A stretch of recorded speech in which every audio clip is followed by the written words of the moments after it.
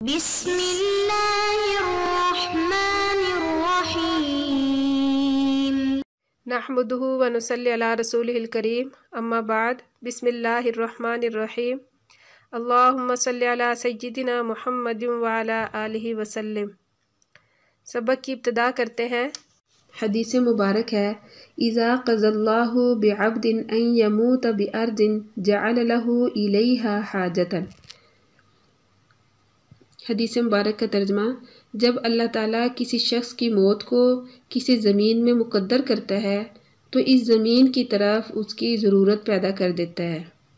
حدیث مبارک کی تشریح، انسان کی موت بھی مقدرات میں سے ہے کہ آدمی کو یہ معلوم نہیں ہے کہ جہاں یہ اپنی زندگی گزار رہا ہے اس کو اسی جگہ موت آئے گی یا کسی اور جگہ، یا کسی اور جگہ ہی اس کی قبر بنے گی، جیسے کہ سورۃ لقمان کی آخری آیت میں اس طرح فرمایا ہے کہ وَمَا تَدْرِي نَفْسٌ بِأَيِّ أَرْضٍ تَمُوتُ۔ ترجمہ، کسی جی کو خبر نہیں ہے کہ کس زمین میں مرے گا۔ جہاں موت مقدر ہوتی ہے آدمی کسی نہ کسی بہانے سے وہاں پہنچ جاتا ہے۔ جیسے کہ ایک واقعہ ہے کہ ایک مرتبہ حضرت سلیمان علیہ السلام کے پاس ایک آدمی بیٹھا تھا، اتنے میں حضرت اسرائیل علیہ السلام بھی وہاں آ گئے۔ اس شخص کو حضرت اسرائیل علیہ السلام بہت غور سے دیکھنے کے بعد چلے گئے۔ ان کے چلے جانے کے بعد اس شخص نے حضرت سلیمان علیہ السلام سے معلوم کیا کہ یہ کون تھے۔ انہوں نے جواب دیا کہ یہ اسرائیل علیہ السلام تھے۔ اس پر اس شخص نے کہا انہوں نے مجھے بہت غور سے دیکھا ہے، مجھ کو ڈر لگ رہا ہے، مجھے فلاں جگہ پہنچا دو۔ وہاں اس شخص کو پہنچا دیا گیا۔ اسلام حاضر ہوئے، پوچھا کہ وہ آدمی کہاں گیا تو حضرت سلیمان علیہ السلام نے پورا قصہ سنایا۔ اس پر حضرت اسرائیل علیہ السلام نے فرمایا مجھے اللہ نے اس کی روح قبض کرنے کا حکم دیا تھا، لیکن جب میں آپ کے پاس حاضر ہوا تو دیکھا کہ وہ تو یہاں ہے، مگر جب میں اس جگہ پر پہنچا جہاں اس کی روح قبض کرنے کا حکم تھا تو دیکھا کہ وہ وہاں موجود ہے۔ چنانچہ روز مرہ کا مشاہدہ ہے کہ آدمی کسی نہ کسی بہانے سے اپنی موت کی جگہ پر پہنچ جاتا ہے۔ حدیث مبارک ہے اذا لبستم و اذا توضأتم فابدؤوا بمیامنکم۔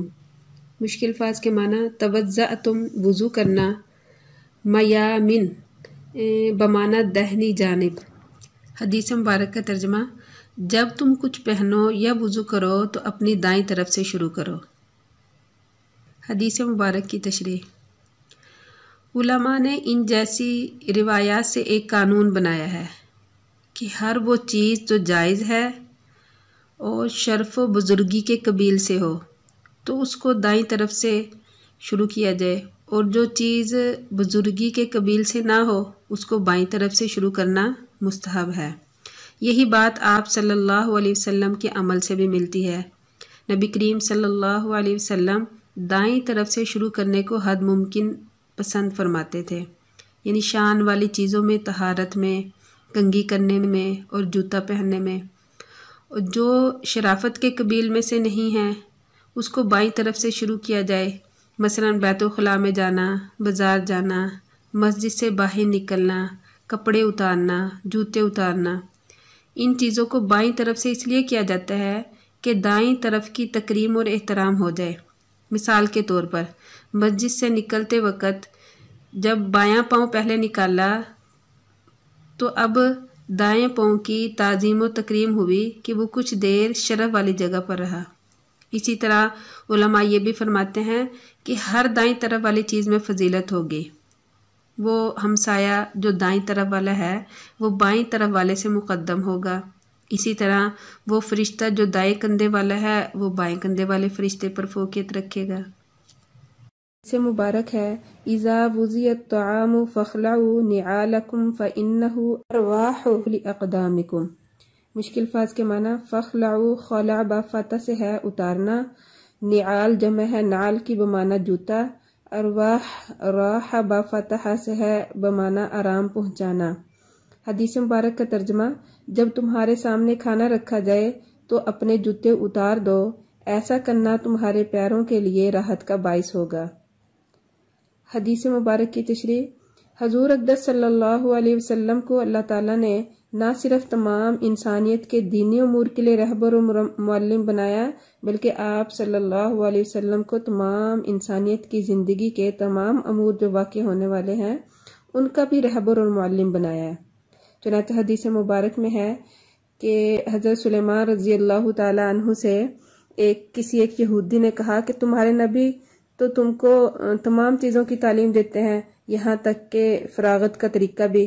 تو حضرت سلیمان رضی اللہ تعالیٰ عنہ نے کہا کیوں نہیں، کہ وہ ہمیں تمام امور کی تعلیم فرماتے ہیں، اور ان میں سے یہ بھی ہے۔ تو ایک اور حدیث مبارک میں آپ صلی اللہ علیہ وسلم نے کھانے کا ادب تعلیم فرمایا ہے۔ آپ صلی اللہ علیہ وسلم 3 انگلیوں سے کھانا نوش فرماتے تھے۔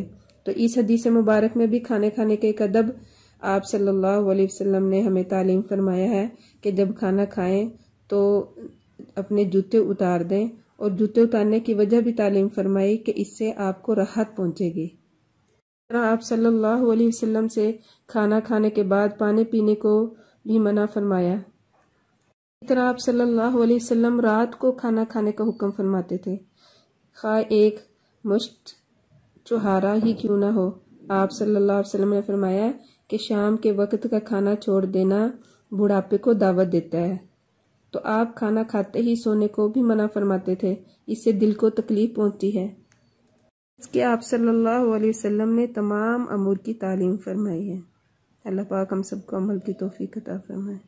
حدیث مبارک ہے اذا کنتم ثلاثۃ فلا یتناجا اثنان دون الآخر حتی تختلط بالناس من اجل ان یحزنہ۔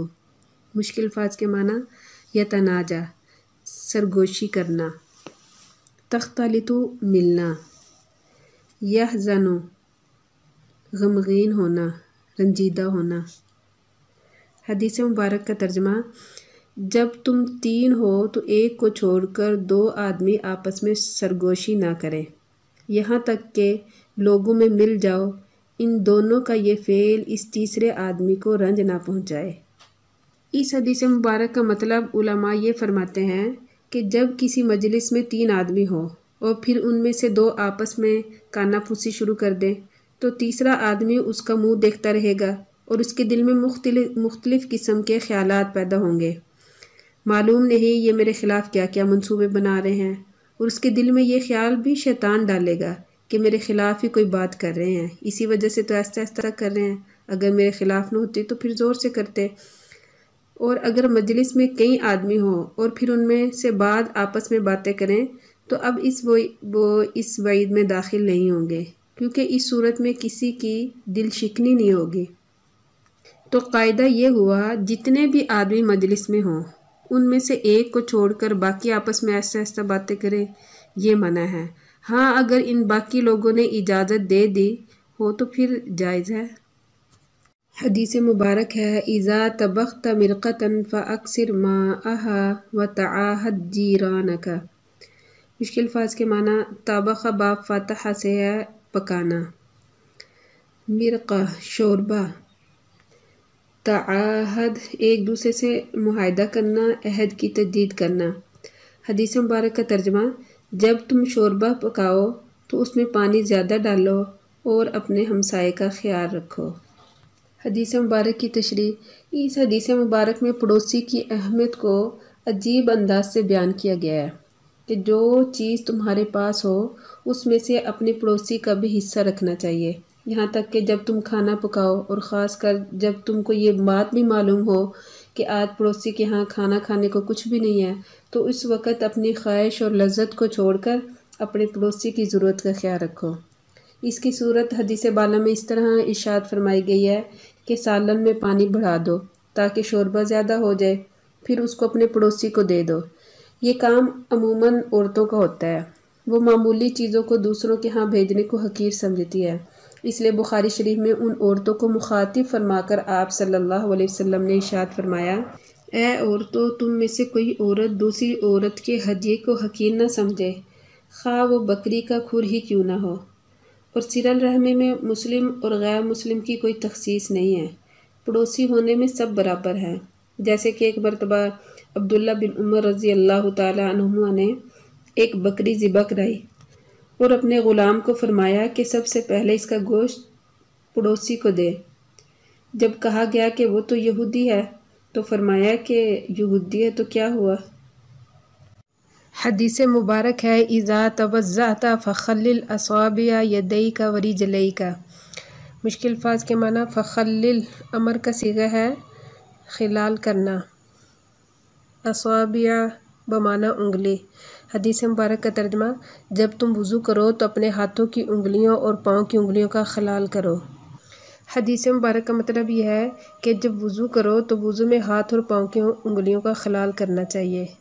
اس کے بارے میں امام ابو حنیفہ رحمۃ اللہ علیہ فرماتے ہیں جن لوگوں کی انگلیاں آپس میں جدا جدا اور کشادہ ہوں اور پانی بغیر تکلف میں ان میں پہنچ سکتا ہو تو اس وقت یہ خلال کرنا سنت ہوگا، اور اگر انگلیاں آپس میں ملی ہوئی ہوں اور پانی بغیر تکلف کے ان میں نہیں پہنچ سکتا تو اس صورت میں خلال واجب اور فرض ہوگا۔ ہاتھ کی انگلیوں کا خلال کرنے کا طریقہ: دائیں ہاتھ کی ہتھیلی بائیں ہاتھ کی پشت پر رکھ کر دائیں ہاتھ کی انگلیاں بائیں ہاتھ کی انگلیوں میں ڈال کر اوپر کی طرف کھینچیں۔ پاؤں کی انگلیوں کا خلال کرنے کا طریقہ یہ ہے کہ بائیں ہاتھ کی چنگلی کو دائیں پاؤں کی چنگلی کے نیچے کی طرف سے داخل کر کے اوپر کی طرف خلال کریں اور ختم بائیں پاؤں کی چھوٹی انگلی یعنی چنگلی پر کریں۔ ہاتھ کی انگلیوں کا خلال تو ہاتھوں کو دھونے کے بعد کرنا چاہیے اور پاؤں کی انگلیوں کے درمیان کا خلال پاؤں کے دھونے کے بعد کرنا چاہیے۔